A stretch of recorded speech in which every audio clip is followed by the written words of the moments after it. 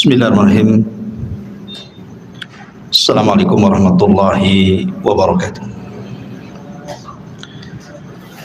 Alhamdulillah wassalatu wassalamu ala Rasulillah wa ala alihi wa sahbihi wa mawalah wa la hawla wa la quwata illa billahi wa ba'd.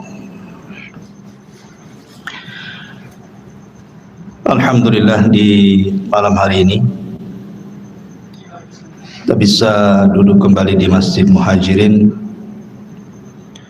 dan kita lanjutkan kajian kita masih membahas Qasasul Anbiya fil Qur'anil Karim, kisah-kisah para nabi di dalam Al-Quran.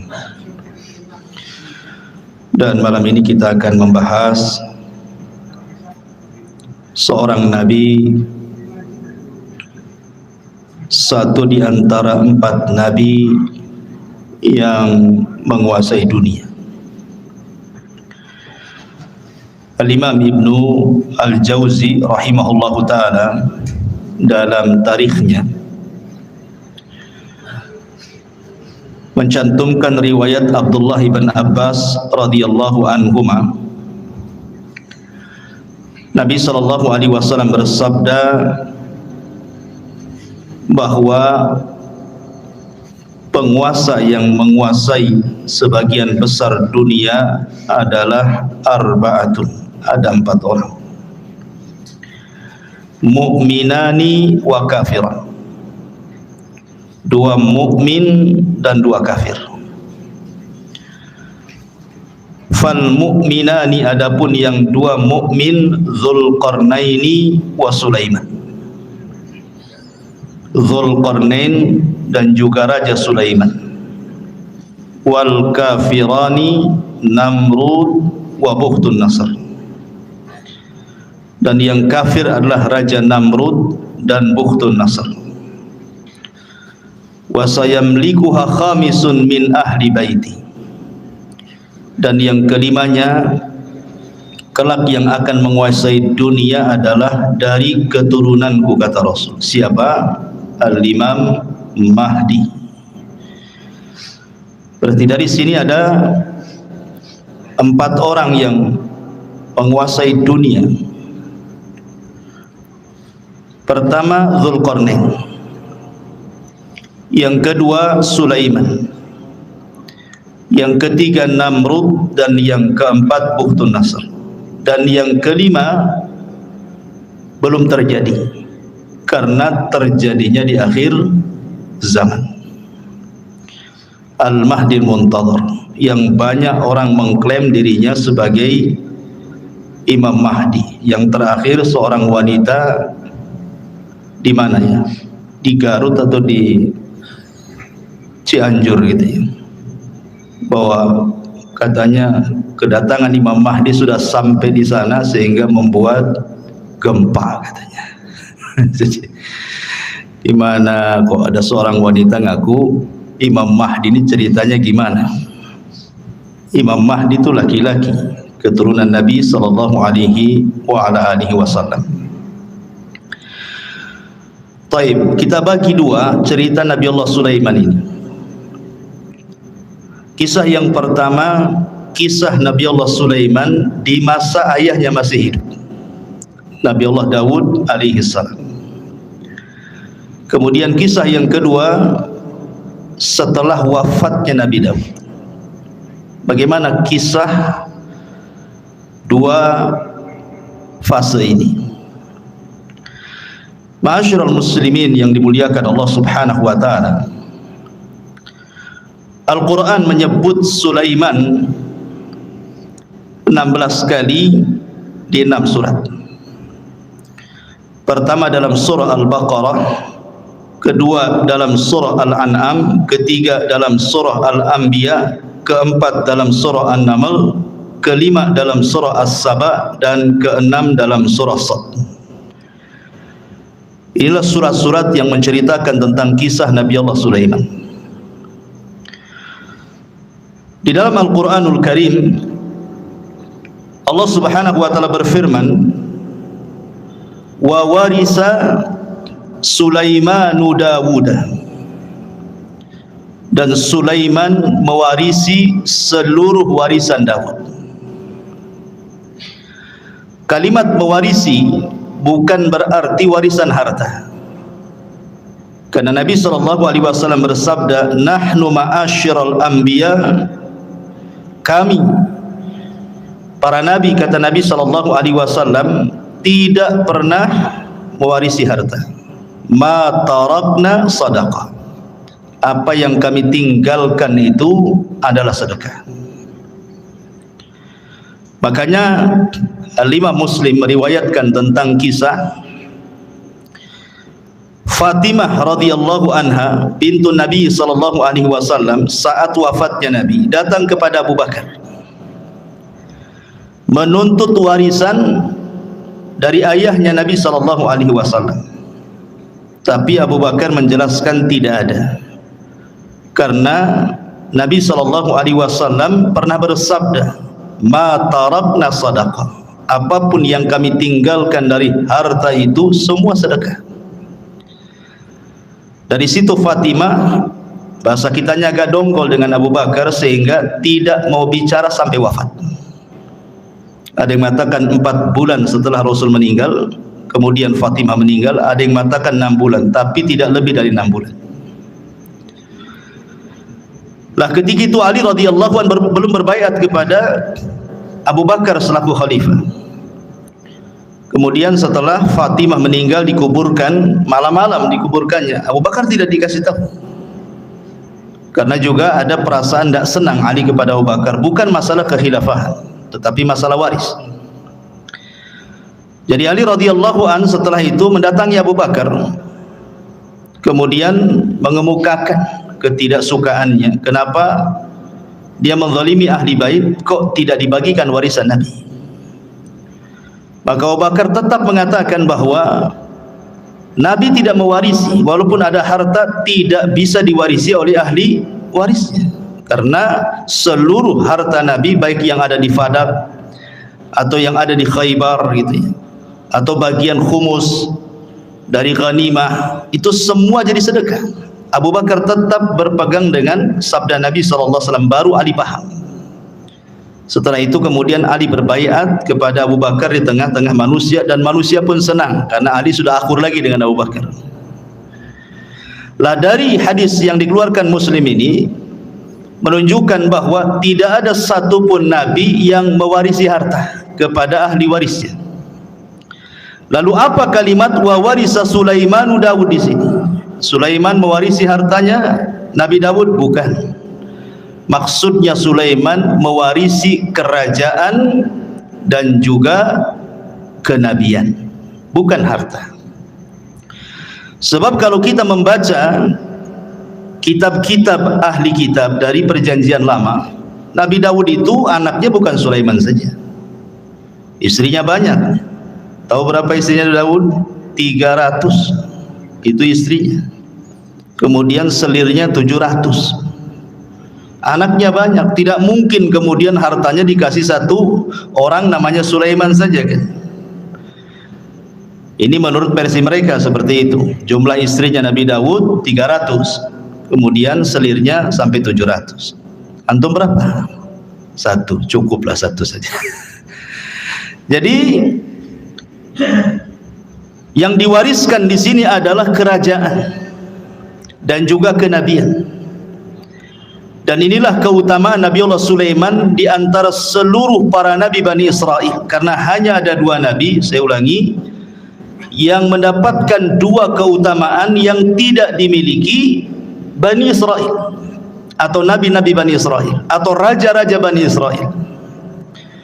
Sebab Bani Israel itu kalau jadi raja, raja saja, kalau jadi nabi, nabi saja. Tetapi Nabi Allah Sulaiman ini menggabungkan dua-duanya seperti ayahnya Daud, raja plus nabi. Itulah keutamaannya Nabi Allah Sulaiman alaihi salatu wassalam. Jadi di sini Sulaiman mewarisi kerajaan dan juga kenabian, bukan harta. Karena Allah Subhanahu wa taala memberikan kepada Sulaiman jauh lebih kaya dibandingkan ayahnya. Makanya ayahnya tidak disebut raja penguasa dunia, yang disebut justru Sulaiman. di antara 4 raja penguasa dunia adalah Sulaiman, Zulkarnain, Namrud, Bukhtun Nasr, dan kelak di akhir zaman Al-Mahdi Al-Muntadhar, Imam Mahdi yang ditunggu-tunggu kaum muslimin. Nabi Allah Sulaiman alaihi salatu wassalam meminta kepada Allah Subhanahu wa taala untuk dicerdaskan, dan harusnya kita juga sama, meminta kepada Allah Subhanahu wa taala untuk diberikan pengetahuan. Makanya Nabi SAW selalu berdoa, Rabbi zidni ilma, ya Allah tambahkan pengetahuan kepada. Itu Nabi yang jelas-jelas dapat wahyu saja masih minta ditambah ilmu, apalagi kita. Disebutkan dalam hadis Abdullah ibn Amr ibn As radhiyallahu an, ketika Sulaiman selesai membangun Masjidil Aqsa, ingat bukan membangun dari pondasinya, karena Masjidil Aqsa juga sudah dibangun oleh Nabi Yakub sebelumnya. Jadi ketika Nabi Ibrahim dan juga Ismail membangun Masjidil Haram, maka Nabi Yakub membangun Masjidil Aqsa. Jarak antara Yakub kepada Sulaiman itu jauh sekali, ratusan tahun pun gitu ya, sehingga kemudian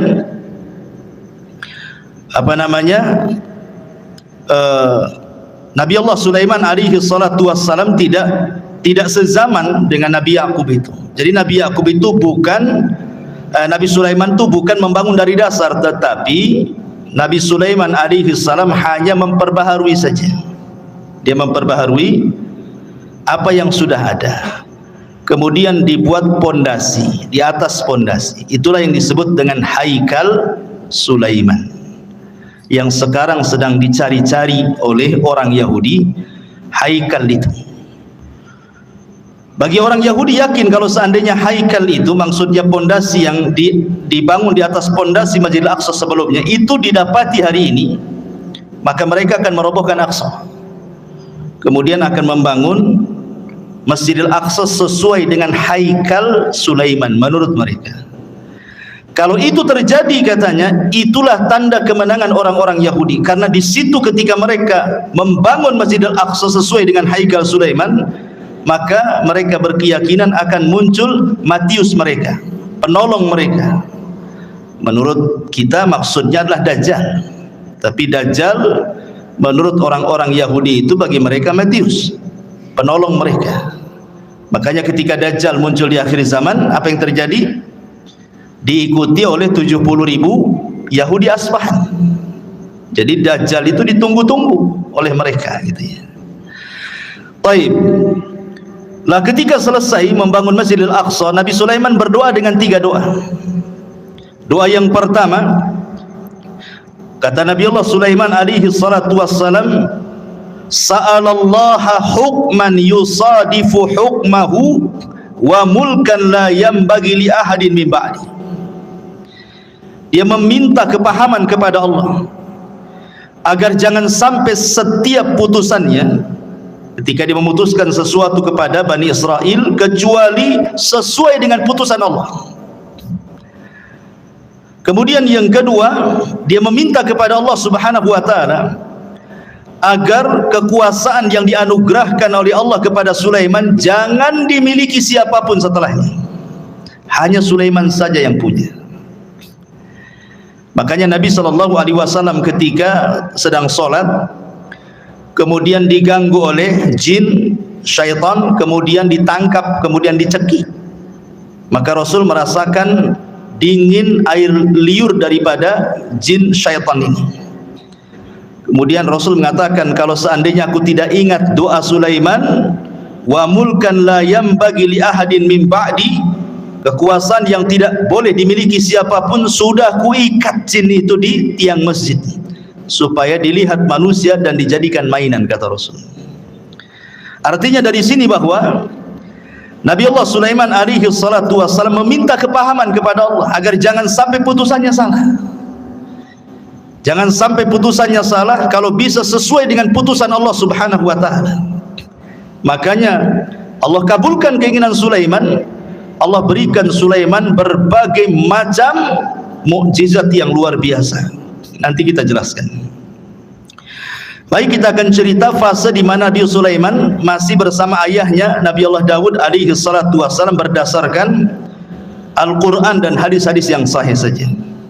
Adapun kalau ada kisah-kisah Israiliyat itu hanya sekedar pelezat cerita saja, enggak perlu diyakini, enggak perlu didustakan, ya enggak perlu dibenarkan, ya sebagai pelengkap saja. Ma'asyiral muslimin yang dimuliakan Allah Subhanahu wa taala. Suatu ketika ada satu kisah dari dua wanita yang dua-duanya itu punya bayi. Dua wanita ini sedang mandi ceritanya. Kemudian bayinya diletakkan di samping pemandian. Rupanya ada serigala. Kemudian dimakanlah salah satu bayinya, kemudian dibawa kabur ke hutan. Akhirnya kemudian setelah mandi dua wanita ini didapati cuma satu bayi. Maka oleh yang paling besar kakaknya wanita ini diambil bayi itu dan mengatakan, ini milikku. Kata adiknya, bukan, ini milikku. Akhirnya datanglah kepada Nabi Allah Daud alaihi salam, minta diputuskan ini bayi punya siapa, karena cuma satu masalahnya. Maka Nabi Allah Daud alaihi salatu wassalam tentu dengan ijtihad beliau seorang nabi, akhirnya Nabi Daud memihak kepada yang memegang bayi, kakaknya, dan mengatakan itu bayimu, bukan bayi adik. Maka menangislah sang adik ini. Kemudian karena sudah putusan seorang raja, apalagi yang mau dibicarakan, keluar. Sebelum keluar Sulaiman masuk, kemudian mengatakan, wahai ayahku, bisa enggak saya ikut memutuskan perkara ini? Kata ayahnya, silahkan saja. Akhirnya Sulaiman alaihi salatu wassalam kembali memutuskan kes dua wanita ini. Kemudian Sulaiman mengatakan, ambilkan pisau. Orang-orang tercengang, kenapa Sulaiman minta pisau? Kemudian dikatakan, mau apa dengan pisau itu wahai Nabi Allah Sulaiman? Kata Sulaiman, saya ingin belah bayi ini jadi dua, pusar ke bawah dan pusar ke atas. Kan ini kan dua wanita saling mengklaim ini, biar adil kita potong aja bayinya jadi dua. Yang pusar ke atas ambil kakaknya, yang pusar ke bawah ambil adiknya. Nah, selesai. Kakaknya mengatakan, kalau itu putusan wahai Sulaiman silahkan saja. Tapi adiknya membantah, jangan wahai Nabi Allah. Kalau memang engkau hendak membunuh bayi itu dengan cara memutuskan jadi dua, memotong jadi dua, sebaiknya serahkan saja bayi itu kepada kakak saya. Enggak apa-apa, saya tidak punya bayi. Dari sini Sulaiman tahu siapa wanita yang punya rahmat, siapa wanita yang tidak punya rahmat. Kata Sulaiman, itu bayimu, bukan bayi kakakmu. Kenapa? Karena kakaknya tidak ada rahmat. Masa mau dipotong, silahkan saja. Sementara adiknya enggak mau, berarti menunjukkan bayi itu bayi adiknya. Karena biasanya seorang ibu ada keterikatan emosional dengan anaknya kan? Maka Sulaiman mengatakan, ambil itu bayi. Dari sini Allah mengatakan, wa fahamna Sulaiman, kami berikan kepahaman kepada Sulaiman. Ini satu kisah. Kisah yang kedua, ini disebutkan di dalam Al-Quran surah Al-Anbiya ayat 78. Allah Subhanahu wa taala berfirman, wa Dawud wa Sulaimana idh yahkumani fil harthi idh nafashat fihi ghanamul qaumi wa kunna li hukmihim syahidin.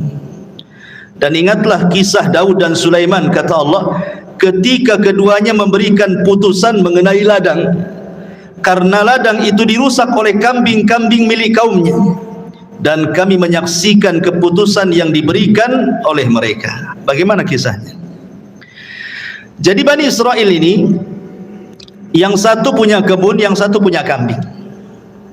Ini kambing-kambing ini tidak dijaga oleh pemiliknya, masuklah ke kebun orang, dirusaknya kebun itu, dimakanlah daun-daunan, ladang-ladang yang baru saja ditanam, dirusak, semua dirusak. Namanya kambing gak berakal.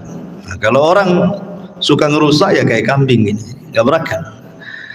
Jadi orang ini mengadu kepada Sulaiman, gimana nih kebun saya dirusak oleh kambing-kambing si fulan, katanya. Kata Nabi Allah Daud, kalau gitu datangkan orang yang punya kambing. Didatangkanlah yang punya kambing dengan yang punya kebun di hadapan Nabi Allah Daud. Maka Daud kemudian memberi putusan bahwa yang punya kambing ini harus membayar dengan kambing-kambing dia seharga kebun yang dirusaknya. Pamannya kambingnya 100, kalau seandainya 10 ekor cukup untuk membayar kerusakan itu, ya sudah, kasihkan 10 ekor. Itu putusan Nabi Daud. Maka ketika itu datang Nabi Allah Sulaiman dan juga meminta izin kepada ayahnya, boleh enggak ikut memberikan putusan? Kata ayahnya, silakan. Maka Nabi Allah Sulaiman memutuskan dengan putusan yang berbeda dengan ayahnya. Apa kata Nabi Sulaiman? Sekarang kambing-kambingmu serahkan ke yang punya kebun. Dia berhak dengan kambing-kambingmu sebagai jaminannya, dan dia boleh mengambil air susunya. Sementara engkau yang punya kambing, kau perbaiki kebunnya sampai sesuai dari sebelumnya, sebelum dirusak. Jadi suruh Nabi Sulaiman tukar-tukaran di sini. Yang punya kebun pegang kambing, yang punya kambing pegang kebun, supaya kebunnya ditanami lagi sampai kesedia kala baru kambingnya diambil lagi sebagai jaminan. Maka di sini keputusan Sulaiman lebih adil dibandingkan keputusan Nabi Allah Daud. Ini dua kisah disebutkan dalam hadis yang sahih dan juga disebutkan di dalam ayat Al-Quran surah Al-Anbiya ayat 79. Taib. Ini diantara dua kisah semasa Nabi Sulaiman bersama Nabi Allah Daud. Kita masuk pada kisah kedua. Bagaimana kisah Nabi Allah Sulaiman alaihi salatu wassalam itu sendiri? Setelah wafatnya Nabi Allah Daud alaihi salatu wassalam, maka Sulaiman menjadi pewaris tahta dan juga pewaris kenabian sama dengan ayahnya. Dan Nabi Allah Sulaiman alaihi salatu wassalam diberikan banyak mukjizat sebagaimana doanya dia. Minta diberikan kerajaan yang tidak diberikan kepada orang setelahnya. Makanya banyak kemudian kehebatan dan kecerdasan Sulaiman yang tidak dimiliki banyak nabi. Di antara mukjizatnya adalah Nabi Allah Sulaiman alaihi salatu wassalam ya tadi diberikan kerajaan dan juga kenabian, dan itu tidak ada di zaman Bani Israel kecuali dia dan ayahnya saja. Tetapi ma'asyiral muslimin yang dimuliakan, kalau memang Nabi Allah Sulaiman diberikan kekayaan yang banyak, bagaimana dengan Nabi kita? Kita bandingkan dengan Nabi SAW. Kita tidak hendak membanding-bandingkan Rasul dengan Sulaiman atau Sulaiman dengan Rasul, tidak. Tetapi kalau ada orang bertanya, berarti kalau begitu Nabi Sulaiman lebih hebat dong dibandingkan Nabi kita. Kan mesti ada yang ngomong begitu nanti kan? Maka kita jawab sebagaimana yang dijelaskan oleh Imam Ibnu Katsir di dalam kitabnya Bidayah wan Nihayah, bahwa Nabi SAW berdasarkan hadis Aisyah dan juga Ibnu Abbas radhiyallahu anhuma, sebelum wafatnya Nabi SAW pernah ditawarkan Allah kunuzul ardi, pembendaharaan bumi oleh Allah. Kalau engkau mau wahai Muhammad, aku berikan pembendaharaan bumi untukmu. Tapi Nabi SAW tidak mau. Bahkan saat wafatnya datang malaikat, kan Jibril datang menawarkan tentang kunuzul ardi, kau tetap diberikan hidup yang panjang kemudian bumi diserahkan kepadamu, ataukah engkau memilih untuk kembali kepada Rafiqil A'la di sisi Allah Subhanahu wa taala. Rasul enggan memilih dunia, tapi Rasul memilih meninggal karena ingin berjumpa dengan kawan-kawannya di mana? Di Rafiqil A'la. Artinya kalau seandainya Rasul meminta untuk hidup, tentu Rasul pun sama akan diberikan kekayaan yang pernah Allah anugerahkan kepada Sulaiman. Itu maknanya. Ini yang pertama. Kemudian yang kedua, Nabi Allah Sulaiman diberikan mukjizat muhadatsatu ma la yantiq. Nabi Sulaiman itu mampu berbicara dengan makhluk-makhluk Allah yang tidak bisa bicara. Ya, umpamanya dengan batu, dengan pohon dan yang semacamnya. Itu Sulaiman paham dengan bahasa-bahasa mereka. Maka ini pun sama juga dengan Nabi SAW. Bahkan Nabi SAW pernah mengatakan, inni la a'rifu hajaran kana yusallimu alayya bi Makkah qabla an ab'atha inni la a'rifuhu al-an. Apa kata Rasul? Sebelum Rasul SAW diangkat jadi Nabi, Rasul itu pernah kemudian lewat di sebuah tempat di Mekah. Rupanya ada yang mengucapkan salam. Assalamualaikum ya Muhammad, tapi Rasul melihat ke samping, tak ada pula orang, ya, hanya ada bebatuan dan pepohonan saja kan. Akhirnya kemudian setelah Rasul diangkat jadi Nabi, baru paham bahwa yang mengucapkan salam itu adalah batu dan pepohonan. Dan Rasul mengatakan, aku sekarang tahu di mana hajar ataupun batu yang ketika aku belum diutus jadi Nabi dia mengucapkan salam kepadaku. Artinya Nabi SAW pun diberikan oleh Allah Subhanahu Wa Taala mukjizat gitu ya, bahwa batu-batu kemudian pohon-pohon juga bertasbih dan mengucapkan salam kepada Nabi Sallallahu Alaihi Wasallam. Bahkan diriwayatkan dari Abi Sufyan dan dia Talha ibn Nafi' dari Anas bin Malik radhiyallahu an, jaa Jibril ila Nabi sallallahu alaihi wasallam dzata yaumin wa huwa jalisun hazinun qad hadaba bid-dima min darbati ba'di ahli Makkah. Jadi suatu ketika Rasul dipukuli ahli Makkah sampai berdarah. Jibril datang untuk menghibur Nabi sallallahu alaihi wasallam. Itulah bagaimana Nabi SAW luar biasa dalam berdakwah. Di permulaan dakwah sampai dipukuli oleh orang Mekah sampai berdarah juga. Maka Jibril mengatakan, atuhibbu an urika ayah. Jadi Jibril ingin menenangkan kesedihan Rasul. Maukah aku tunjukkan kepadamu kuasa Allah? Maka Rasul mengatakan, na'am, tentu. Fanadhara ila syajaratin min wara'il wadi. Maka kemudian Jibril menatap satu pohon di balik lembah. Faqala, maka Jibril katakan, ud'u tilka syajarata fada'ah. Kau panggil saja pohon itu, maka pohon itu akan tercabut dari akarnya dan akar berjalan dan akan menghadap kamu, katanya. Kemudian Nabi SAW memanggil betul-betul pohon itu, betul-betul pohon itu tercabut dari akarnya, berjalan menghadap Rasul mengucapkan salam. Kemudian kata Jibril, murha, perintahkan dia untuk kembali. Maka Rasul pun memerintahkan dia untuk kembali. Kata Rasul, hasbi, cukup, katanya. Artinya kalau Nabi SAW mau, semua pohon bisa diperintahkan, ya kan, kalau mau. Umpamanya kalau Nabi SAW mau, bisa saja pohon-pohon itu diperintahkan Nabi SAW. Dan ini mukjizat Rasul. Dan sanadnya riwayat ini ala syarti Muslim, berdasarkan syarat Imam Muslim. Kemudian yang ketiga di antara mukjizat Nabi Allah Sulaiman, taskhirur riyah sakharahallahu li Sulaiman. Jadi Sulaiman mampu menundukkan angin. Tentu ada sebabnya kenapa Nabi Allah Sulaiman mampu menundukkan angin, ikhwan. Jadi suatu sore Nabi Sulaiman itu, dan itu disebutkan di dalam Al-Quranul Karim ketika kita bicara tentang kuda Sulaiman. Jadi Sulaiman itu suka dengan kuda perang. Jadi sore hari itu Sulaiman saking senangnya dengan kuda-kuda itu, karena kan Sulaiman ahlul jihad.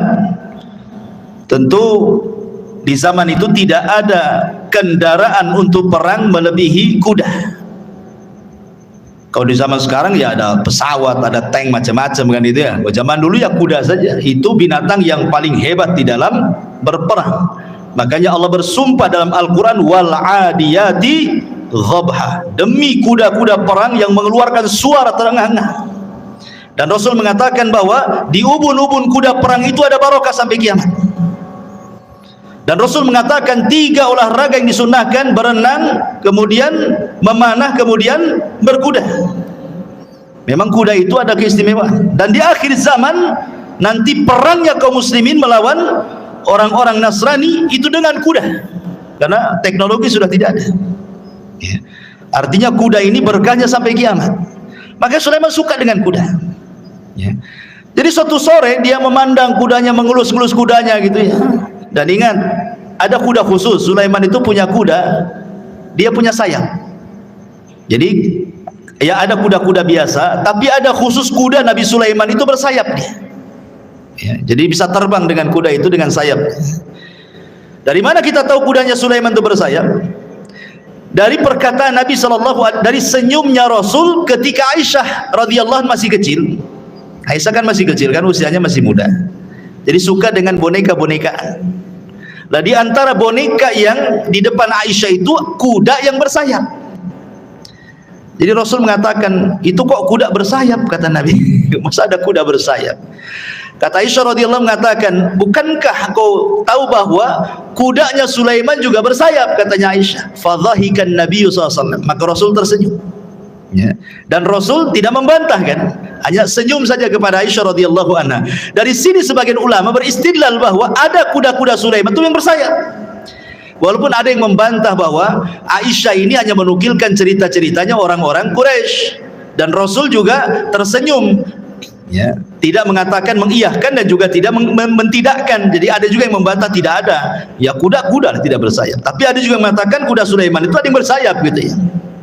Jadi saking asiknya dia memandang kuda Sulaiman itu, lupa dia sampai matahari terbenam. Harusnya dia melaksanakan dua rakaat salat, karena salat itu sudah ada sejak zaman dulu. Lihat Zakaria, wa huwa yusalli fil mihrab, dia sedang salat di mihrab, menunjukkan para nabi salat, ya. Jadi sampai terbenam matahari lupa salat dia, setelah terbenam baru ingat salat, menyesal Sulaiman. Maka disebutkan di dalam Al-Quranul Karim tentang kisah Nabi Sulaiman ini, idh urida alaihi bil asyi as-safinatul jiyad.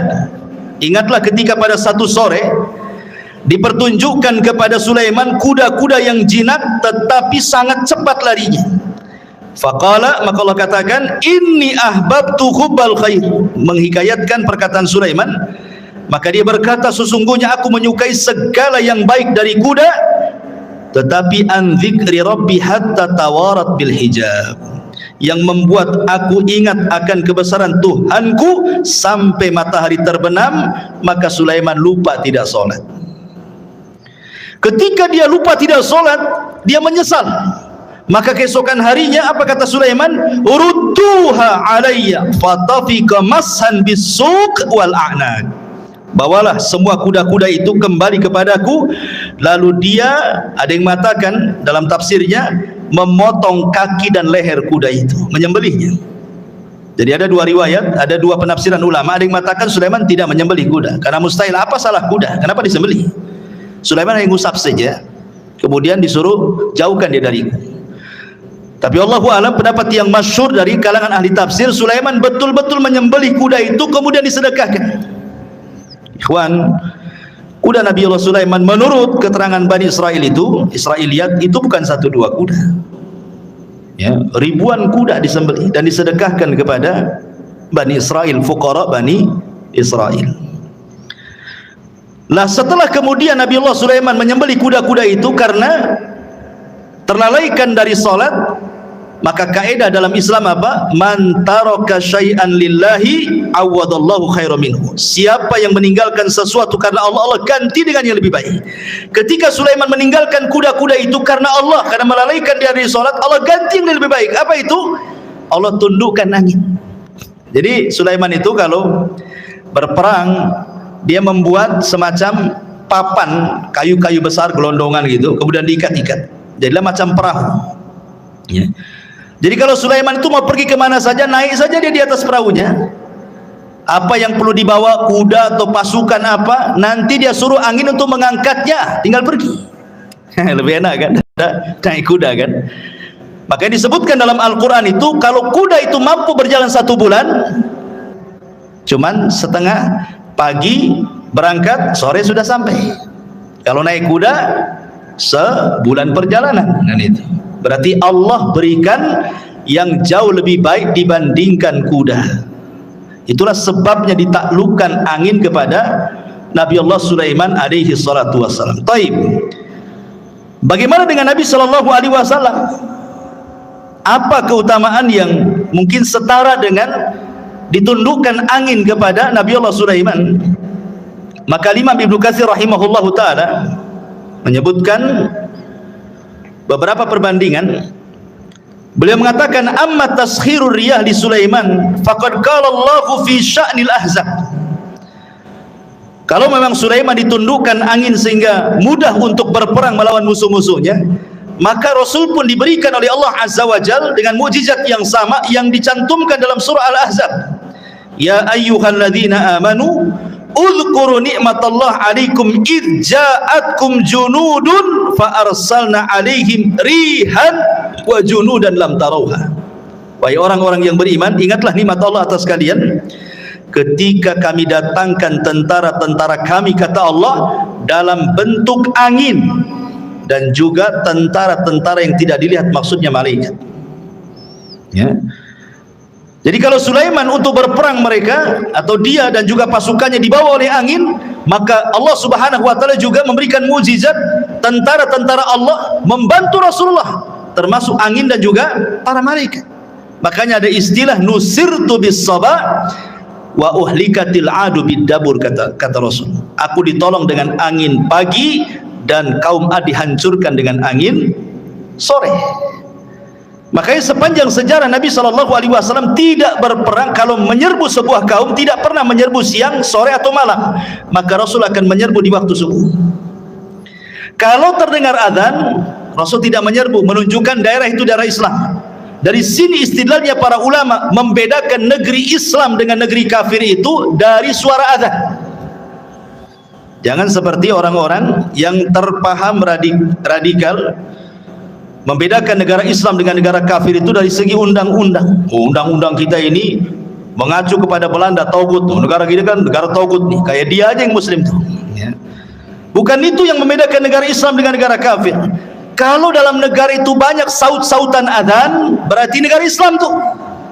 Kalau ada sebagian negara kita memang tidak sesuai dengan apa yang diturunkan Allah dan Rasulnya, ini bukan pembeda bahwa negara itu dikatakan negara taugut seperti negara kita ini. Ini bukan negara taugut.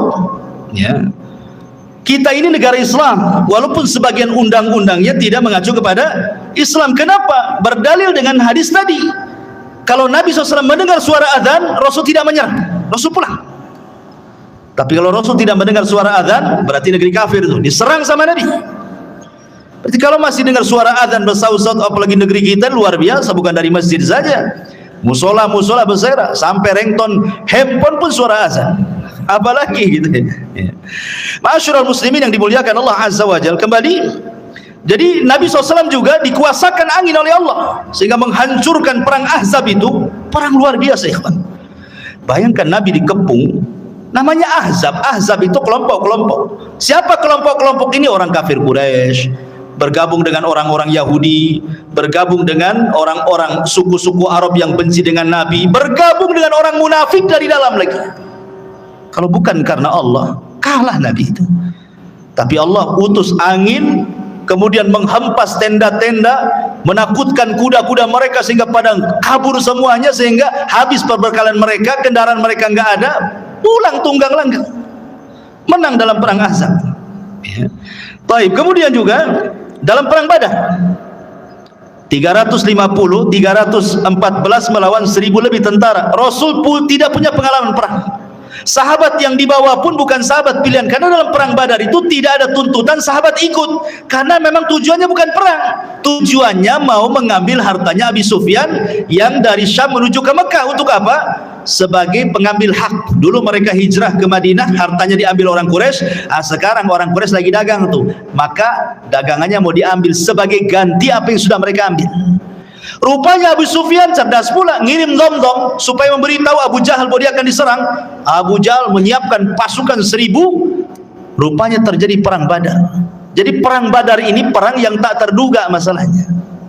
Tetapi sampai Nabi ketakutan, takut kalah. Maka di malam harinya diistighotsah di samping Abu Bakar dan mengatakan, Allahumma intahlik hadhil isabah falan tu'bad abada. Ya Allah, kalau kau hancurkan kelompok yang sedikit ini, nggak ada lagi yang menyembah kamu di permukaan bumi, katanya. Allah menangkan 314 melawan 1000. Allah menangkan. Siapa yang Allah menangkan? Kaum muslimin. Dengan apa? Diutusnya oleh Allah 5.000 malaikat. 5.000 malaikat diutus. Kalau Sulaiman menggunakan tentara jin, tetapi Rasulullah SAW diutus oleh Allah bi 5.000 minal malaika. 5.000 malaikat turun dipimpin Jibril menggunakan kuda namanya Kaidum. Kudanya Jibril itu namanya Kaidum. Kaidum, Haizum. Haizum namanya. Ya, siapa kuda Jibril? Haizum. kaidum haizum, ya, sambil memacu kudanya. Sebentar saja kalah orang musyrik itu. Ya. Baik, masyarul muslimin yang dimuliakan Allah Azza wa Jalla. Ini mukjizat Nabi Sulaiman. Kemudian mukjizat Nabi Sulaiman yang lain, taskhirul jin. Bisa menundukkan jin. Dan itu disebutkan di dalam Al-Qur'anul Karim, wa minal jinni man ya'malu baina yadayhi bi'idni rabbih wa man yazik minhum an amrina nudhikhu min adzabis sa'ir ya'maluna lahu ma yasha' min mahariba wa tamathila wa jifanil kal jawab wa qudurir rasiyat. Dan sebagian jin yang bekerja di hadapan Sulaiman, di bawah kekuasaan Sulaiman dengan izin Allah, dan siapa yang menyimpang di antara mereka kalangan jin dari perintah kami, kami rasakan kepada mereka azab neraka yang apinya menyala-nyala. Maka para jin bekerja untuk Sulaiman sesuai dengan apa yang dikehendakinya, di antaranya membuat gedung-gedung tinggi, patung-patung, piring-piring besar seperti kolam dan periuk-periuk yang tetap berada di tungkunya. Jadi membuat periuk besar, kuali yang tidak bisa diangkat kecuali jin, saking besarnya kuali itu untuk masak, ya. Bahkan sebagian mereka dirantai jin-jin itu, karena ada jin-jin itu yang mereka tidak nurut, makanya perlu dirantai dan diawasi, ya. Kalau punya proyek Sulaiman itu membuat gedung-gedung besar, maka Sulaiman akan duduk mulai dari terbit sampai terbenam matahari. Bagaimana jin itu bekerja? Sehina itulah jin di mata Sulaiman, ya. Karena itu mukjizatnya Sulaiman bisa menundukkan jin. Baik, masyarul muslimin yang dimuliakan Allah Azza wa Jalla, maka Nabi SAW pun sebenarnya kalau tidak teringat dengan doa Sulaiman, tentu dia pun bisa menundukkan jin, kan itu. Kan tadi sudah saya ceritakan, Rasul ketika sholat diganggu oleh syaitan, ada yang mengatakan iblis, langsung iblis yang mengganggu. Kemudian dicekik oleh Nabi. Kemudian dia meniatkan untuk mengikat di tiang masjid. Kemudian Rasul teringat dengan doa Sulaiman. Wa mulkan la yambagi li ahadin min ba'di. Bahwa tidak boleh ada orang yang punya kekuasaan sepeninggalku. Ketika Rasul ingat ini, Rasul melepasnya, ya. Artinya bahwa Nabi SAW juga bisa menundukkan atas izin Allah Subhanahu wa ta'ala kalau Rasul mau, kan gitu. Tapi Rasul teringat doanya Nabi Sulaiman, makanya Rasul kemudian melepaskan. Dan ini juga di antara mukjizat Nabi SAW. Lebih-lebih kalau di bulan Ramadan, apa yang terjadi? Sufidati syayatin, ya. Nabi SAW diberikan kabar gembira oleh Allah Subhanahu wa taala, idza ja'akum ramadan futihat abwabul jannah wa ghuliqat abwabun niran wa sufidati syayatin. Pintu surga dibuka, pintu neraka ditutup, setan-setan diikat semua. Ditundukkan oleh Allah Subhanahu wa taala untuk nabinya apabila datang bulan Ramadan, ya. Kemudian juga di antara mukjizat Nabi Allah Sulaiman adalah fahmu lughatil hayawan. Sulaiman paham dengan bahasa binatang. Contoh ketika Nabi Sulaiman ini menyiapkan pasukan besar untuk menyerang, kemudian lewat ke sebuah lembah. Di lembah itu ada pasukan semut. Tiba-tiba kemudian salah satu semut atau pimpinan semut mengatakan, ya ayyatuhan namlu dukhulu masakinakum la yakhtimannakum Sulaiman wa junuduhu wa hum la yash'urun, katanya. Hei pasukan semut, kata pimpinannya, segera kalian masuk ke rumah-rumah kalian. Sebentar lagi Sulaiman dan pasukannya mau datang. Jangan sampai menginjak kalian kemudian mati dan mereka tidak sadar. Lihat husnudzonnya semut kepada Sulaiman dengan kalimat tidak sadar. Artinya kalau kalian terinjak itu bukan karena kesalahan mereka, karena mereka tidak sadar menginjak kalian, itu maksudnya. Itulah husnudzonnya binatang. Binatang aja bisa husnudzon sama orang. Kita ini suudzon saja sama orang gitu. Enggak ada husnudzonnya. Ini juga kemudian Sulaiman mendengar dari kejauhan. Dia paham bahasa semut. Apa yang terjadi? Ketika Sulaiman mendengar pimpinan semut ngomong begitu, fatabassama dhahikan min qauliha. Sulaiman tersenyum, habis itu tertawa lebar karena paham dengan ucapannya. Kemudian Sulaiman karena diberikan anugerah seperti itu, dia bersyukur. Apa doanya? Rabbi auzi'ni an ashkura ni'mataka allati an'amta alai wa ala walidai wa an a'mala salihan tardah wa adkhilni bi rahmatika fi ibadika salihin. Ya Rabb, anugerahkan kepadaku agar aku tetap bersyukur akan nikmat-Mu. Diberikan anugerah mampu memahami bahasa hewan, gitu ya. Yang telah Engkau berikan nikmat kepadaku dan nikmat kepada kedua orang tuaku, dan aku agar aku bisa beramal saleh supaya Engkau redha, dan Engkau masukkan aku dengan rahmat-Mu termasuk hamba-hamba-Mu yang saleh. Subhanallah. Manusia sekaya Sulaiman, manusia sehebat Sulaiman, manusia yang kekuasaannya sampai separuh dunia, masih mengatakan, saya bersyukur akan nikmat-Mu kepadaku. Ini pelajaran bagi orang-orang kaya, ya. Sekaya apa sih Anda dengan Sulaiman itu? Sekaya apa? Berapa uang di rekeningnya Anda itu? Berapa mobil yang Anda punya? Berapa rumah yang Anda punya itu? Tapi kenapa kemudian persis seperti yang difirmankan Allah, kalla innal insana la yatgha an ra'ahus taghna. Ternyata kekayaan itu sirru tughyan, rahasia bejatnya orang. Kata Allah, sekali-kali jangan seperti itu. Terkadang ada orang yang melampaui batas ketika Allah bukakan kekayaan kepadanya. Sulaiman masih bersyukur. Beda pula dengan Qarun. Qarun malah mengatakan apa? Innama utitu min ilmin indi. Enak saja kau mau ngambil zakatku. Dia ngomong sama utusannya Nabi Musa itu. Enak saja kau mau mengambil zakatku, katanya. Ini harta aku yang dapat. Sama sekali Qarun tidak menasabkan harta itu kepada Allah, sehingga Allah katakan wa khassafna bihi wa bidarihil ardh. Kami tenggelamkan si Qarun dan seluruh harta-hartanya ke dasar bumi. Jadilah kalau sekarang nemu harta dikit-dikit harta Qarun, harta Qarun. Nemu dompet aja harta Qarun, semua harta Qarun, ya. Intinya bahwa di sini ada pelajaran besar. Kemudian juga Sulaiman mengajarkan akhlak. Bagaimana dia tersenyum kepada semut, ya. Dan senyum itu bagian daripada akhlak yang sangat murah tetapi besar nilainya, besar pengaruhnya, ikhwan. Apalah susahnya senyum coba? Senyum itu tidak susah, tapi pengaruhnya besar. Senyum itu jauh lebih berpengaruh dibandingkan ngomong, ya. Karena biasanya orang yang suka senyum itu langsung disukai orang. Beda dengan orang yang jarang senyum, gitu kan, susah orang suka. Tapi orang yang suka senyum, ya manis senyumnya, karena orang suka senyum. Beda kalau orang jarang senyum, sekali senyum pahit tuh biasanya. Nah, ini senyum ngapain nih? Jangan-jangan mau pinjam uang pun, katanya kan. Artinya bahwa sebagaimana ulama mengatakan akhlak itu terbagi tiga, dari leher ke atas, kedua tangan, dan dari atas kepala ke bawah, kan. Itu akhlak namanya. Dari leher ke atas di situ ada mata. Orang yang jarang melotot kalau ngomong berarti punya akhlak. Orang yang jarang mengeluarkan kata-kata kotor kecuali santun, maka itu berakhlak. Telinganya tidak mendengar kecuali yang dibolehkan dia mendengar. Hidungnya tidak mencium kecuali yang dibolehkan dicium. Senyumnya selalu tersebar. Itu akhlak namanya, ya. Kemudian kedua tangan mudah membantu orang. Kemudian dari badan ke atas, ketika kita bicara dengan orang, kita berhadap-hadapan. Jangan badan kita ngadap kemana, orang pula ngadap ke kita. Mentang-mentang dia kaya, pejabat, kemudian nggak direken ngomong apa sebelah itu. Dia ngadap sana, orang ngadap sini, kan itu. Nggak berakhlak badannya, ya. Jadi itu akhlak namanya. Sulaiman mengajarkan akhlak, fatabassam, dia pun senyum. Dan Rasul mengatakan tabassumuka li akhika sadaqah. Senyum kamu kepada saudaramu itu sedekah. Coba bayangkan, kalau antum senyum ketemu orang senyum, berapalah sedekah. Mungkin antum bakhil mengeluarkan uang, ya. Gantilah uang itu dengan senyum, kan enak. Tapi kalau tengok kotak infak jangan senyum. Enggak penuh-penuh nanti. Maksudnya kalau ketemu orang, gitu ya. Baik.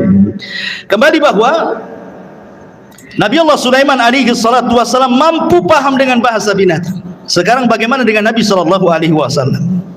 Al-Imam Ibnu Katsir mengatakan, "Wa laqad utiya Muhammadun sallallahu alaihi wasallam misla dzalik wa aktsar minhu." Rasul pun diberikan hal yang sama, bahkan lebih banyak dibandingkan Sulaiman, kata Imam Ibnu Katsir. Faqad taqaddam dzakarna li kalamil bahaim was-siba wal haninil jad'i wa ragha'il ba'ir wa kalamish syajari wa tasbihil hasa wal hajari wa du'aihi iyahu ila akhir perkataan Ibnu Katsir. Saya contohkan beberapa kisah.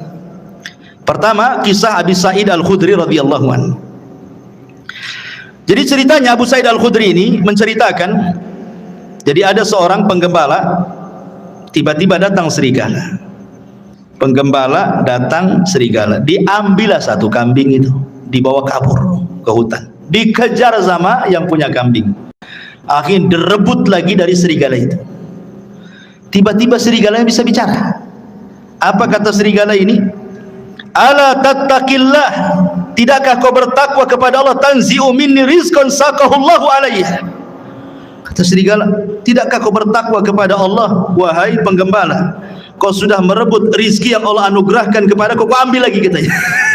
Kagetlah ini penggembala kambing. Kok serigala bisa bicara kan itu ya?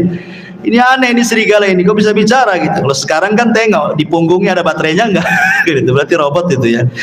Nah, kemudian orang ini mengatakan, ya ajbah dzambun yukallimuni kalamal insi.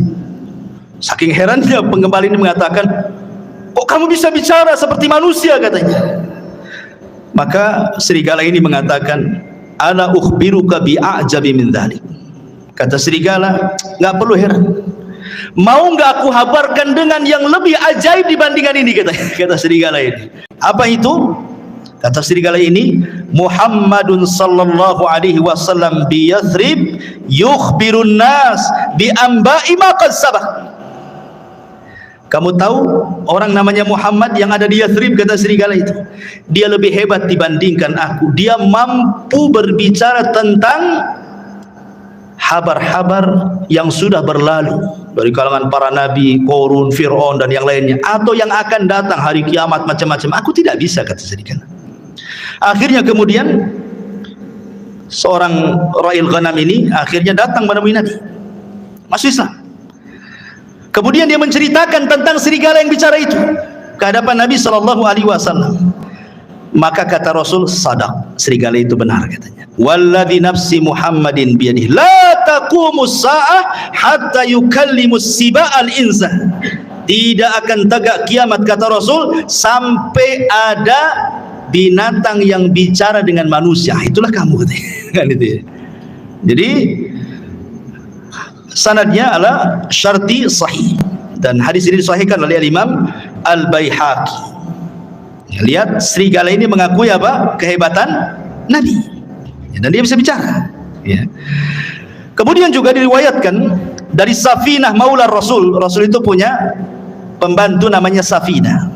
Pembantu Rasul banyak, salah satunya Safinah namanya. Jadi Safinah ini suatu ketika dia sedang safar, naik perahu. Qadarullah, perahunya dihempas ombak, akhirnya hancur perahunya, berantakan. Tetapi Allah takdirkan dia selamat dengan satu kayu yang sisanya itu dia ngambang sampai dibawa ke entah berantah. Tiba-tiba dia nyasar di sebuah pulau. Ketika terbangun, tiba-tiba ada singa di hadapannya. Fawajada fihal asad, ada singa di hadapannya. Faqala lahu. Maka si Safinah ini ketakutan dengan singa itu. Singa, dia pun lagi lelah, baru saja terdampar, nggak punya tenaga, mau lari gimana? Sementara singa sudah di hadapannya. Berteriaklah Safinah ini, apa teriakannya? Dia mengatakan, ini, kata Safinah ini, sesungguhnya aku adalah sahabat Nabi SAW. Ini Safinah maula Rasulillah. Aku Safinah pembantu Rasulullah, aku sahabat Rasul, katanya. Tiba-tiba menjinaklah singa ini. Kemudian fadharaba mankibi, tiba-tiba apa namanya, kakinya singa menepuk bahunya dia, seolah-olah ngajak pergi. Maka akhirnya ketika melihat jinak, maka hilanglah ketakutan Safinah, akhirnya mengikuti singa ini kemana arahnya. Rupanya singa ini kemudian mengarahkan ke jalan pulang. Sebelum pulang, katanya Safinah menceritakan, seolah-olah dia melambai-lambai, yuwaddiuni, seolah-olah ingin berpisah, ya, selamat pergi gitu kan. Subhanallah. Kemudian hal ini disampaikan kepada Nabi SAW. Lihat, binatang disebut saya pembantu Nabi, langsung jinak. Luar biasa. Kan nggak menghadap Nabi. Nabinya di mana? Safinah hanya beritahu, saya ini pembantu Nabi. Tadinya singa yang garam jadi lunak gitu. Tapi antum jangan praktekkan. Masuk ke kandang singa, saya umat Nabi, apa nggak diterkam? Ya. Jadi ini menunjukkan ikhwatul fillah muliakan Allah Azza wa Jalla, Bagaimana singa itu tunduk dengan hanya ucapan saya adalah khadimun Nabi. Luar biasa, ya. Ini juga disebutkan Imam Ibnu Katsir dalam kitabnya Al-Bidayah wa Nihayah. Kemudian juga disebutkan dari Abdurrahman ibn Abdullah ibn Mas'ud dari bapaknya, dia mengatakan kunna ma'a Rasulillah SAW fi safarin famararna bi syajaratin fiha farha hamratan fa akhadnahuma. Kata Abdurrahman ibn Abdullah ibn Mas'ud dari bapaknya, dia berkata kami pernah safar bersama Rasul dalam peperangan. Tiba-tiba kami ini melihat ada burung cantik di atas pohon, cantik sekali. Kemudian naiklah salah seorang kami, diambilnya telurnya itu, diambil telur burung itu. Tiba-tiba fa'aja'at al-hamra ila Rasulillah sallallahu alaihi wasallam, maka induknya datang burung ini, kemudian menghadap Nabi sallallahu alaihi wasallam seolah-olah dia menceritakan bahwa ada kehilangan telurnya ini. Maka Nabi SAW langsung membariskan pasukan dan mengatakan man faja'a hadza bi farhaiha. Siapa yang menyakiti anak burung ini, katanya. Kok Rasul tahu gitu ya? Ya, Rasul kan tidak tahu. Yang ngasih tahu apa? Burung. Melapor kepada Nabi SAW. Maka Rasul mengatakan rudduhuma, balikan anaknya. Kemudian dalam riwayat rudduhu rahmatan biha, kembalikan. Kalian harus punya kasih sayang. Ya, sahabat mengembalikan. Artinya bahwa kalau Nabi SAW juga diberikan oleh Allah Subhanahu wa Ta'ala mujizat yang sama, paham dengan bahasa binatang.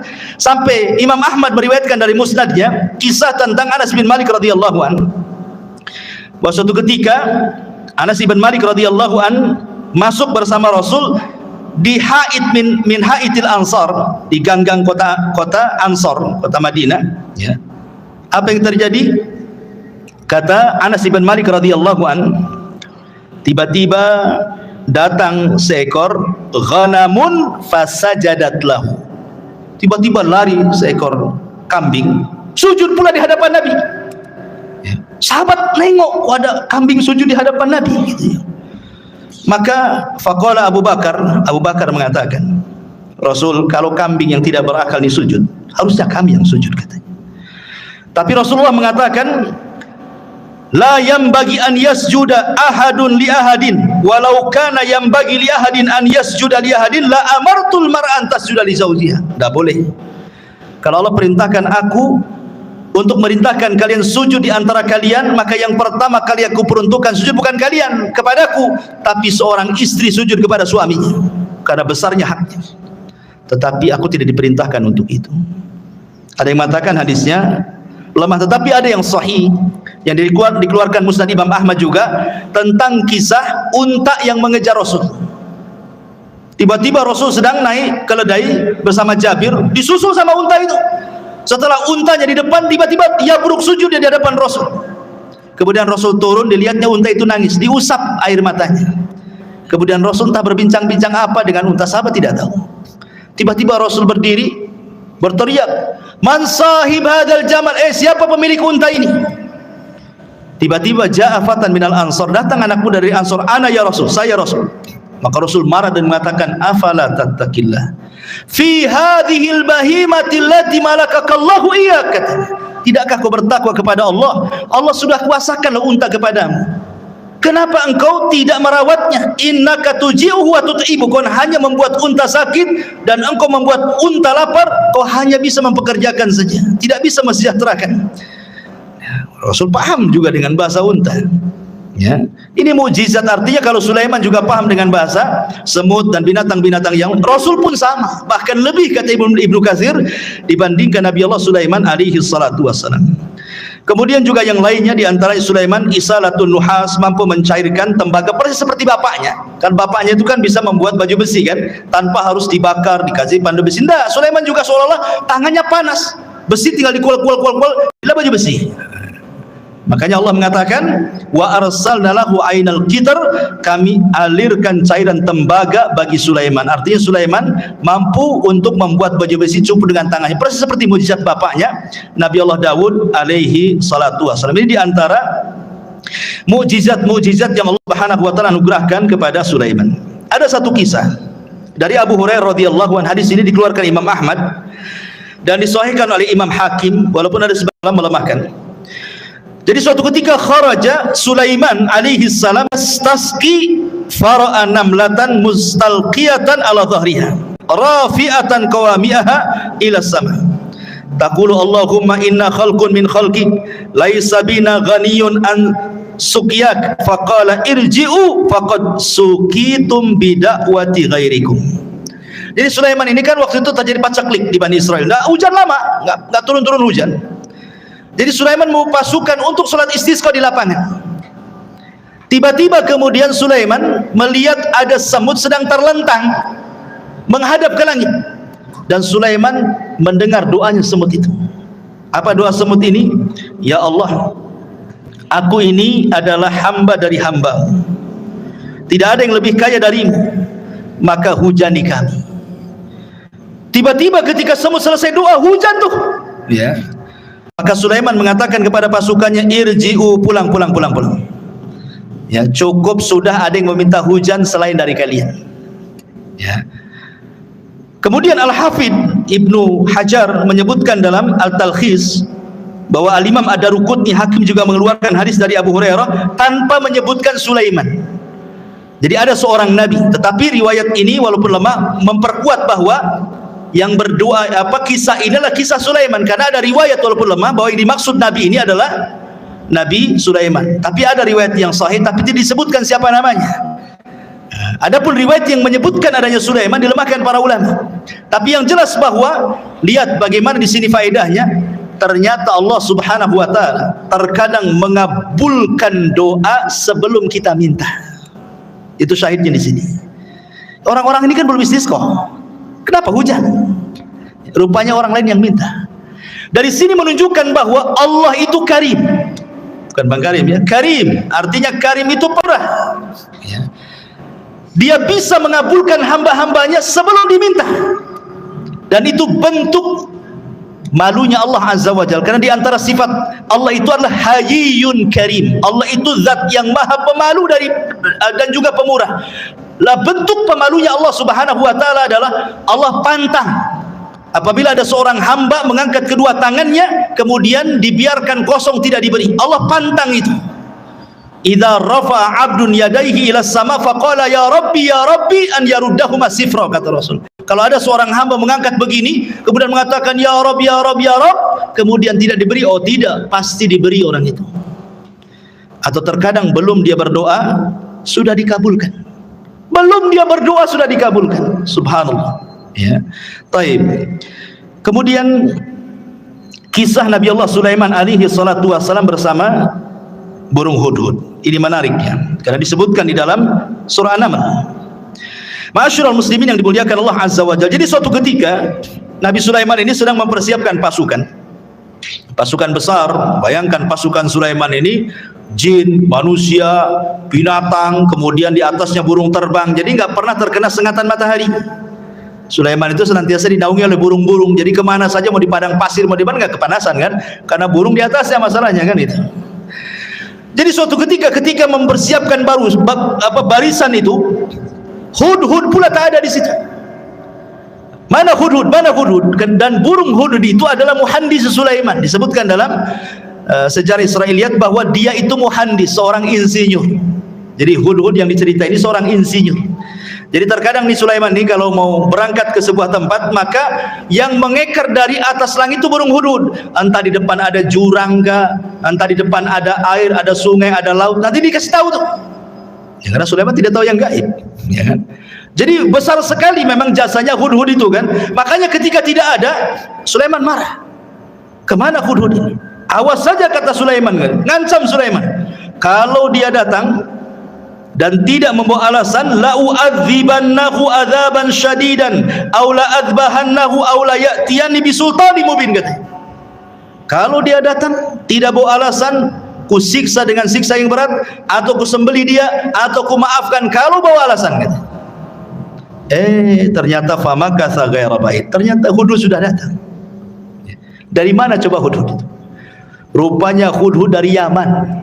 Sulaiman di mana? Di Palestina. Sebegitu cepatnya itu terbangnya hudhud itu. Satu di Palestina, satu di Yaman. Cemana terbangnya itu? Menunjukkan hudhud ini diberikan kemampuan oleh Allah kan gitu. Kemudian melapor, aku punya alasan kenapa aku tidak ada, kata Hudhud. Apa kata Hudhud?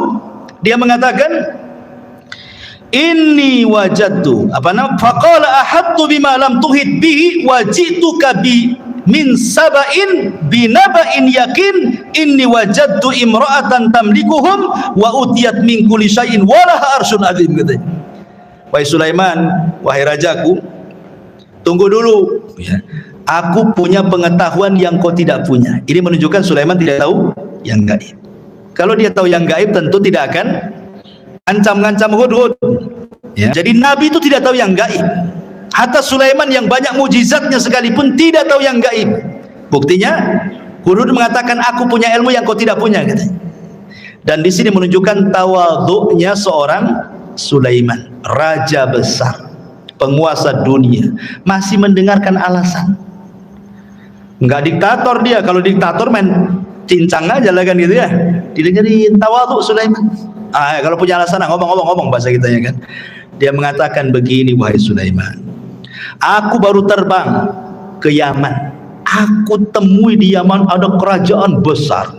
Rupanya yang memimpin seorang ratu, katanya. Itu kerajaan luar biasa, katanya. Memuji kerajaan itu. Masalahnya, kata Hudhud, mereka ini wajadtuha wa qaumaha yasjuduna lisyamsi min dunillah wa zayyana lahumus syaitanu a'malahum fasaddahum anis sabil fahum la yahtadun.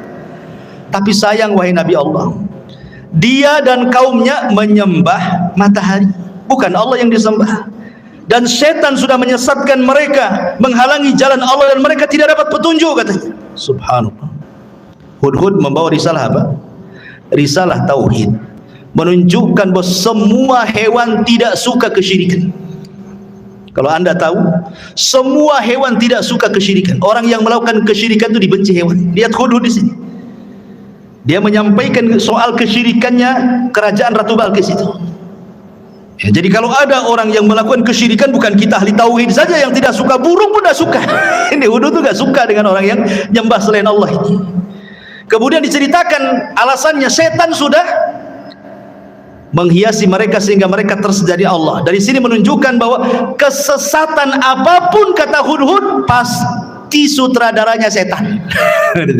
Kalau ada orang nyimpang, orang sesat gitu ya, berarti dalangnya setan tuh di belakangnya itu. Hudhud ngasih tahu tuh sama kita ya. Akhirnya kemudian Sulaiman ya nggak begitu percaya saja. Namanya habar itu bisa ya bisa tidak kan gitu. Makanya Sulaiman akhirnya gini saja. Kita lihat as-sadaqta am kunta minal kadhibin. Kita lihat beritamu, apakah engkau termasuk orang dusta ataukah benar beritamu itu. Jangan asal cerita saja, bawa bukti, katanya. Nih aku akan tulis surat. Bawa surat itu ke ratu yang ada di sana. Akhirnya ditulis. Lah tulisannya salah satunya apa?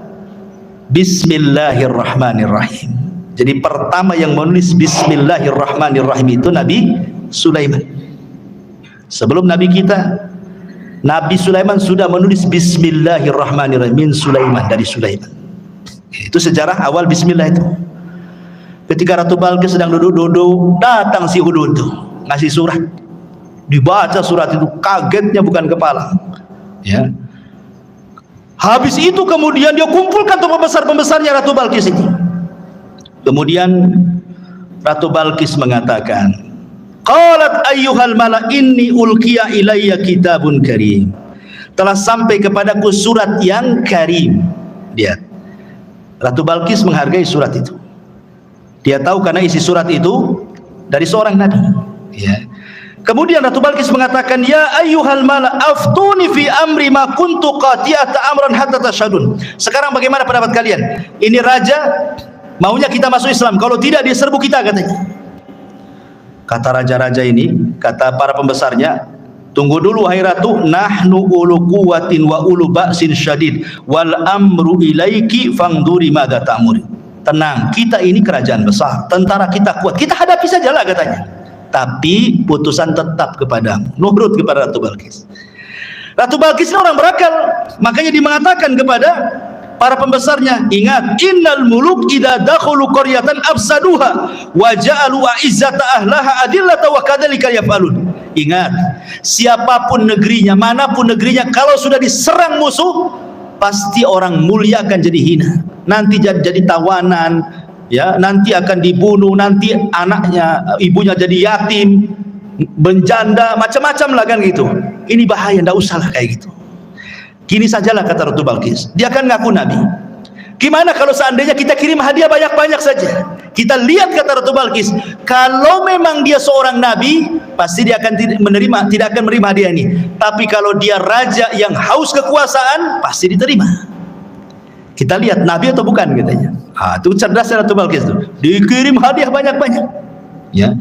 Ketika kemudian Sulaiman mendapatkan hadiah itu, Sulaiman mengatakan, qala atumiddunani bimal fama atani Allah khairun mimma atakum bal antum bihadiyatikum tafrahun. Kata Sulaiman, enak saja kalian kirim hadiah katanya. Aku sudah punya semuanya, yang aku miliki, yang Allah berikan itu jauh lebih baik daripada yang kau miliki, kata Sulaiman. Lihat, Sulaiman selalu menasabkan kepada Allah di sini. Apa kata dia? Atumidduni bimali fama atani Allah. Ini bahasanya. Yang Allah berikan kepadaku, kata Sulaiman, jauh lebih baik dibandingkan yang Allah berikan kepada kalian, hai Balqis, katanya. Begitulah seorang muslim, harusnya apapun nikmat sekecil apapun nasabkan ini dari Allah, gitu maksudnya. Ini Sulaiman orang kaya, penguasa, tapi masih menasabkan kepada Allah terus kan gitu. Kita sudah kere, sudah miskin, ini uang saya, enak saja suruh sedekah kan. Ma'asyiral muslimin yang dimuliakan Allah Azza wa Jalla, akhirnya kemudian Ratu Balqis sedikit ngeper juga, ternyata seorang nabi, karena Sulaiman sudah tahu siapa dia kan itu ya. Dan Sulaiman tahu bahwa Ratu Balqis akan masuk Islam. Dari mana tahunya? Dari akalnya yang cerdas. Dia tidak mau perang, malah ngirim hadiah. Jadi Sulaiman mengira-ngira ini pasti dapat hidayah wanita ini. Makanya kemudian Sulaiman akhirnya apa? Punya siasat, dikumpulkannya pasukannya, jinnya, orang soleh dikumpulkan. Apa kata Sulaiman? Sebelum si Balqis datang ke sini, baiknya istananya kita pindahkan dari Yaman ke sini, katanya. Siapa yang bisa mindahkan istananya Ratu Balqis ke hadapanku, kata Sulaiman. Akhirnya qala ifritun minal jin, bangunlah jin ifrit. Ifrit itu di bawahnya iblis, ya. Di bawahnya Ibrit ada namanya Marodah yang diikat di bulan Ramadan itu. Apa kata jin Ibrit? Ana atika bihi qabla an taquma min maqamik. Aku bisa mendatangkan istana itu, wahai Sulaiman, sebelum kau bangkit dari tempat dudukmu di singgasanamu itu. Menunjukkan bahwa jin punya kekuatan, bisa memindahkan sebuah istana kan? Bisa dipindah. Apalagi mindah uang di celengan, paling mudah itu. Ya, kalau antum punya uang di celengan kok hilang, jangan-jangan dipindah Ifrit.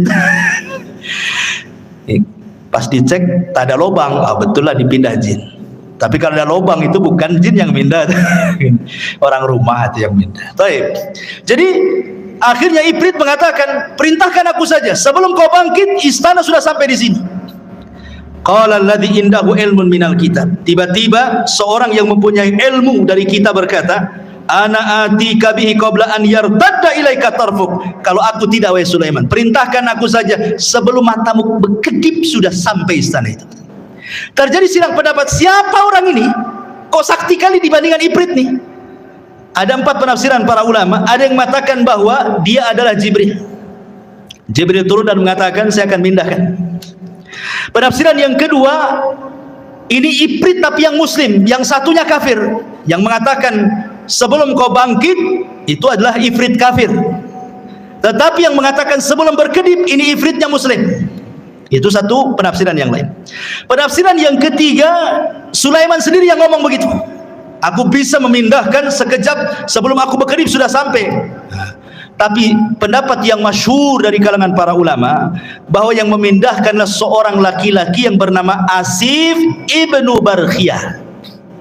Asif pakai shad, Asif ibnu Barkhiyah, dialah orang kepercayaannya Nabi Musa yang diajar, yang mampu menguasai Ismul A'zam, nama-nama Allah yang agung. Kalau dalam Islam itu ada namanya Asmaul Husna. Di antara Asmaul Husna itu ada namanya Ismul A'zam. Menjadi perselisihan para ulama, Ismul A'zam dalam Asmaul Husna itu apa? Ada yang mengatakan Al-Hayyu, ada yang mengatakan Al-Qayyum, ada yang mengatakan Allah. Wallahu a'lam. Pokoknya tidak tahu mana yang satu. Kalau antum berdoa membaca Asmaul Husna 99 itu, insya Allah doa antum dikabulkan, karena pasti akan membaca Ismul A'zam. Salah satu dari 99 kan kita tidak tahu yang mana satu itu Ismul A'zam itu. Kalau berdoa cobalah baca semua itu Asmaul Husna itu. Boleh jadi pas dengan Ismul A'zam, karena kan disembunyikan yang mana satu kita tidak tahu. Lah Asy bin Barkhiyah ini menguasai Ismul A'zam. Makanya kemudian dia berdoa kepada Allah, sebelum berkedip istananya sudah sampai. Seorang-orangnya juga keangkut di istana itu. Bayangkan, Ratu Balkis datang ke hadapan Sulaiman. Kata Sulaiman, sebelum Balkis masuk ke istana, kita robah dikit katanya. Masih kenal nggak dengan istana itu? Apa yang dirobah? Tehelnya, keramiknya dirobah. Dibuat apa? Dibuat kaca. Ya, karena kan di istana dipindah, diletakkan di lautan. Masalah istana itu kan bawahnya air tuh, dikasih kaca. Jadi seolah-olah kalau nginjak itu nginjak air gitu. Jadi kata Ratu Balkis kepada Sulaiman kepada Balkis, betul nggak istana? Kayaknya iya, kayaknya tidak katanya. Dia ragu-ragu deh. Iya ke tidak kan itu? Kalau tengok bangunannya iya, tapi kok isinya beda kan itu ya. Makanya sempat disebutkan dalam Quran ini, Balkis ini sampai kemudian menyingkap pakaiannya, khawatir terkena air, padahal itu kaca tuh. Ya. Dari situlah dia melihat kehebatan Sulaiman. Akhirnya Ratu Balkis mengatakan perkataan menunjukkan dia masuk Islam, wa aslamtu ma'as Sulaiman lillahi rabbil alamin. Maka Balkis pun mengatakan, aku sekarang masuk Islam bersama Sulaiman. Dia masuk Islam akhirnya. Tapi menjadi perselisihan apakah Balkis ini menjadi istri Sulaiman atau tidak, itu menjadi khilaf ulama. Ada yang mengatakan jadi istrinya, ada yang mengatakan tidak. Wallahu a'lam. Tidak ada riwayatnya. Karena Sulaiman ini juga istrinya banyak. Ada dalam sebuah hadis yang sahih. Jadi suatu malam Sulaiman itu diberikan kekuatan mampu menggauli istrinya. Istrinya 100 ikhwan. Ada yang mengatakan yang 60 istri sahnya, yang 40 selirnya. Ya. Jadi semuanya 100. Kata Sulaiman, malam ini bernazar ingin menggauli semua istrinya dalam satu malam. 100 wanita digauli satu malam. Kalau nggak punya kekuatan, tengkleng lantum tuh. Ini kan khusus para nabi. Nabi itu diberikan kekuatan oleh Allah. Sulaiman diberikan kekuatan itu. Kemudian Sulaiman bernazar, aku ingin gauli dalam satu malam ini semua istri-istriku, dan aku berdoa kepada Allah, setiap istriku mengandung punya anak, dan kujadikan semuanya tentara di jalan Allah untuk berperang. Itu Sulaiman. Itu nadarnya. Rupanya Sulaiman lupa membaca insya Allah. Harusnya dia mengatakan insya Allah, karena masyiah itu tetap milik Allah. Kalau kita berkehendak, Allah tidak mungkin terjadi. Allah berkehendak, kita tidak, pasti terjadi. Itu semua kaidah seperti itu. Harusnya Sulaiman mengucapkan insya Allah. Maka malam itu digilir semua istri-istrinya. Rupanya tidak ada yang mengandung kecuali satu. Ketika melahirkan, separuh manusia separuh bukan.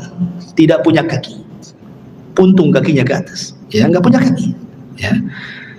Itulah makanya kenapa walaupun dia seorang nabi, tetap masyiah itu milik Allah, kehendak itu milik Allah. Makanya penting mengucapkan insya Allah. Apapun mengucapkan insya Allah. Mau datang besok insya Allah, datanglah insya Allah. Tolonglah datang insya Allah. Oh, kayaknya orang sekarang kalau bilang insya Allah ragu-ragu tuh. Padahal insya Allah itu maksudnya mengaitkan kejadian kepada Allah, karena Allah yang berkehendak. Walaupun kita sudah yakin besok akan datang, yang namanya kehendak milik Allah ternyata ketabrak, ternyata ada masalah, ternyata macet, kan nggak jadi juga kan gitu ya. Makanya setiap apapun gantungkan kepada Allah Subhanahu wa taala. Untuk terakhir karena waktu juga. Jadi sebelum wafatnya Nabiullah Sulaiman alaihi salatu wassalam, ada satu kisah juga yang menarik di sini tentang kisah seorang petani. Ya, belum saya ceritakan. Jadi suatu ketika ada seorang petani, dia berangan-angan ingin mendapatkan kekuasaan seperti yang dimiliki oleh Sulaiman. Akhirnya kemudian angin itu tiba-tiba kemudian memberitahu Sulaiman bahwa ada orang yang berangan-angan ingin seperti dia. Angin yang menceritakan kepada Sulaiman. Maka Sulaiman pun datang kemudian menemui petani itu dan mengatakan, wahai petani, janganlah kau berangan-angan sesuatu yang kau tidak mampu. Jangan. Ya, dan di sini juga ada berdoa itu sesuai dengan kemampuan. Jangan berdoa kepada Allah meminta sesuatu yang mustahil antum dapat. Walaupun kita tahu bahwa bagi Allah tidak ada yang mustahil, tapi kan kita melihat kenyataan. Ya, Pemanya antum ini hanya kerja ya gaji mungkin pas-pasan, serabutan, tukang bangunan ke ojek online atau apa gitu kan. Berdoa, ya Allah, jadikan aku presiden, pemanya kan.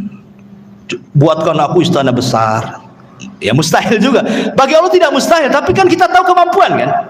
Ya, seperti orang ini kan meminta kepada Allah supaya diberikan seperti yang diberikan kepada Sulaiman kan. Maka Sulaiman mengatakan, janganlah meminta sesuatu kecuali yang engkau mampu. Kata Sulaiman, demi Allah, tasbihnya engkau satu kali, la tasbihatun wahidatun, kata Sulaiman, khairun minad dunya wa ma fiha. Kau cukup bertasbih, subhanallah, itu lebih baik dibandingkan dunia dan isinya, kata Sulaiman.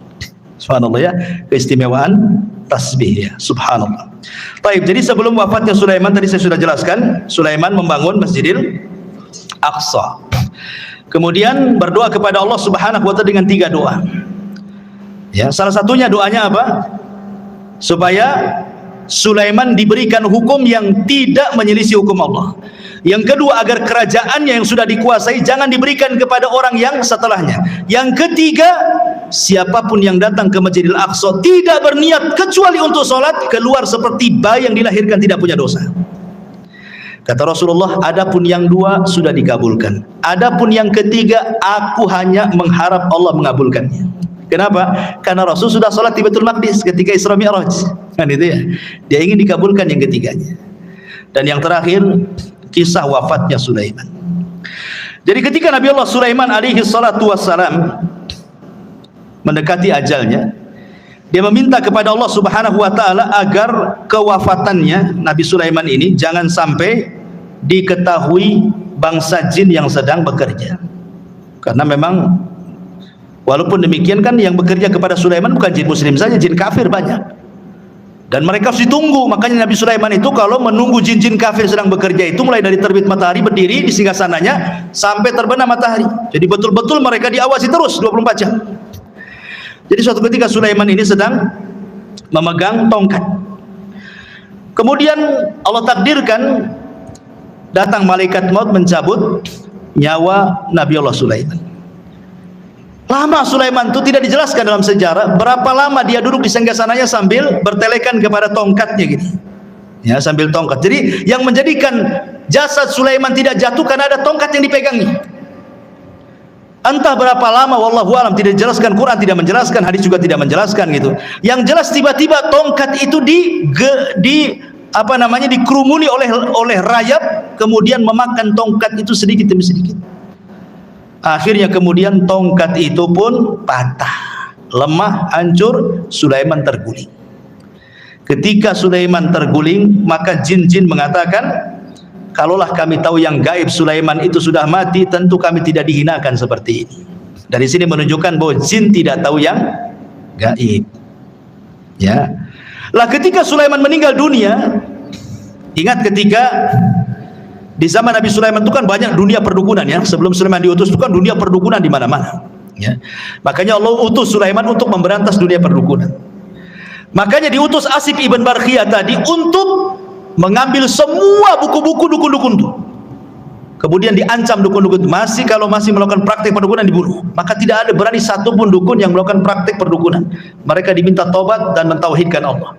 Kemudian buku-bukunya disimpan oleh Asif ibn Barkhiyah di sebuah kotak dan itu diletakkan di bawah singgasana Sulaiman. Sulaiman pernah ngancam, siapa yang mengambil buku sihir ini, kalau dia manusia aku bunuh dia, kalau dia dari kalangan jin terbakarlah dia. Ketika Sulaiman meninggal dunia, jin tidak bisa mendekati karena terkena sumpahnya Sulaiman, kalau diambil sama dia kan terbakar. Akhirnya kemudian mereka merayu, ada 2 orang namanya Harut dan Marut. Ada yang mengatakan Harut Marut itu manusia, ada juga yang mengatakan Harut Marut itu malaikat, ada yang mengatakan Harut Marut itu setan, macam-macam lah penafsiran ulama ya. Tapi yang jelas bahwa akhirnya diambillah oleh Harut dan Marut ini, kemudian diajarkan kepada manusia. Harut Marut sudah mengatakan ini tidak boleh diajarkan kepada kalian. Kalau kalian bisa belajar ini bisa kufur masalahnya. Sehingga ada sebagian orang Yahudi tidak mau belajar, tapi ada juga yang tetap belajar. Akhirnya kemudian tersebarlah kesyirikan sihir kembali setelah Sulaiman wafat. Ya. Lah jin ini, iblis ini yang kemudian menghasut orang-orang untuk mengambil buku sihir di bawah singgasana Sulaiman mengatakan, kalian tahu enggak? Kenapa Sulaiman bisa menundukkan angin, bisa menundukkan ini itu macam-macam? Dia itu punya sihir. Kalau kalian tidak percaya, tolong di bawah singgasananya ada buku-bukunya. Kalau kalian ingin seperti Sulaiman, ambil pelajari katanya. Dari sinilah muncul keyakinan Yahudi bahwa Sulaiman itu bukan nabi, tetapi tukang sihir. Makanya di zaman Nabi SAW ketika Rasul kemudian memuji Sulaiman, menjelaskan tentang mukjizat-mukjizat Sulaiman, orang-orang Yahudi Madinah tidak terima dan mengatakan Sulaiman bukan nabi, Sulaiman itu penyihir. Ketika itulah turun surah Al-Baqarah 102, wattaba'u ma tatlu syayatin ala mulki Sulaiman wa ma kafara Sulaiman walakinna syayatina kafaru yu'allimuna an-nasa sihra ila akhiril ayat. Dan mereka mengikuti apa yang dibacakan oleh setan-setan di zaman kerajaan Sulaiman. Sulaiman tidak kafir, artinya Sulaiman tidak mengajarkan sihir. Lalu siapa yang mengajarkan sihir itu? Setan-setan itulah yang mengajarkan sihir. Jadi kita katakan bahwa Sulaiman itu nabi, tapi orang Yahudi mengatakan dia sihir, penyihir. Nauzubillah. Makanya Allah turunkan wattaba'u ma tatlu syayatin ala mulki Sulaiman wa ma kafara Sulaiman walakinna syayatina kafaru yu'allimuna an-nasa as-sihra wa ma unzila 'alal malakaini bi Babila Harut wa Marut. Wallahu a'lam. Kisah Harut Marut panjang, tidak perlu dikisahkan, di lain kesempatan saja. Ini di antara kisah singkat dari Nabi Allah Sulaiman. Wallahu a'lam. Mudah-mudahan ada manfaatnya. Subhanaka bihamdika asyhadu an la ilaha illa anta astaghfiruka wa atubu ilaik. Allahu ta'ala alam. Assalamualaikum warahmatullahi wabarakatuh.